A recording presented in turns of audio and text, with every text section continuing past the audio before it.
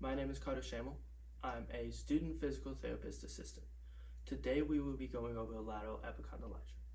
Lateral epicondylagia, or commonly and formerly known as tennis elbow, is a condition of lateral elbow pain.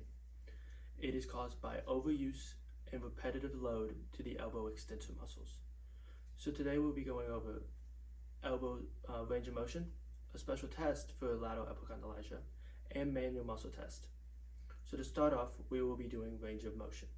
So with our goniometers and our patient, this is Miss Melissa. She will be helping us today. So a thing to know, when you're doing anything with the elbow, make sure to have a towel or a pillow so they can get through their full range. So we will be starting off with elbow extension. Elbow extension's normal range is 0 degrees. So you want to have them positioned in supine, towel under arm, but make sure not to have it underneath the elbow. Have them extend all the way out. And our landmarks for both elbow extension and elbow flexion. Your fulcrum axis is going to go over the lateral epicondyle. Your stationary arm is going to go over the acromion process, and your movable arm will go over the radial styloid. So once we have them positioned, we're going to find our axis, which is our lateral epicondyle. Our stationary arm is going to go over the acromion process, and to find that, we are going to find the clavicle and come out, and then our movable arm will go over the radial styloid.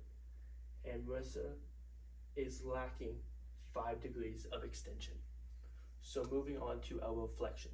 It's going to be the same position, the patient in supine, and you're going to ask the patient to bring their arm up and touch the shoulder.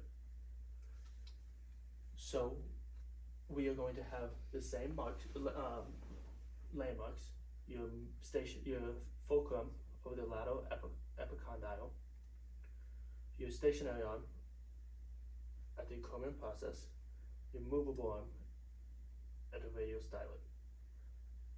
Marissa has 143 degrees of elbow flexion. The normal range of elbow flexion is 0 to 150. So moving on, we are going to perform the special test. You're going to ask your patient to come and have a seat. Can you have a seat, please?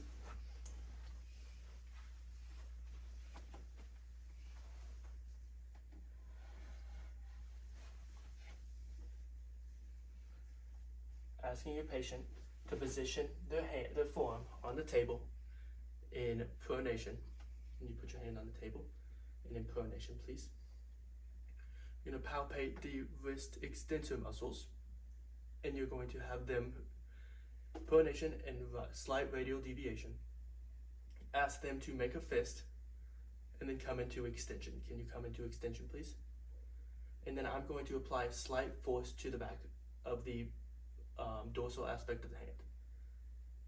Do you have any pain with that? Okay, good. A positive test would be pain of the wrist extensor muscles by the lateral epicondyle. Moving on, another test you could do is having the forearm supported. In supination, you can palpate the brachioradialis, have them in slight radial deviation, and make a fist, and then come into wrist flexion. Apply slight force. Do you have any pain with that? Good. A positive test with that would be to the brachioradialis and would be an indication of medial epicondylagia. So moving on to our next step, which is a manual muscle test. You're going to have the patient seated with the forearm supported, and the wrist is going to be in neutral. Can you rest your hand here? In pronation, please. You're going to palpate, you're going to stabilize under the forearm and palpate the extensor carpi radialis brevis. Can you bring your hand into extension, please? And then back down. And then bring your hand back up. And you're going to apply slight resistance to the dorsal aspect of the hand. So you apply resistance for 5 seconds. Since you managed to hold through the whole 5 seconds, I would grade her a 5 out of 5. Another one, you're going to have the hand in supination, supporting under the arm. You're going to palpate the brachioradialis. Can you bring the hand into flexion, please? And then relax.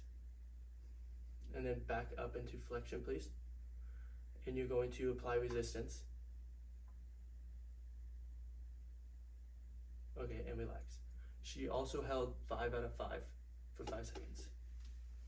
Thank you, Mercer. And thank you.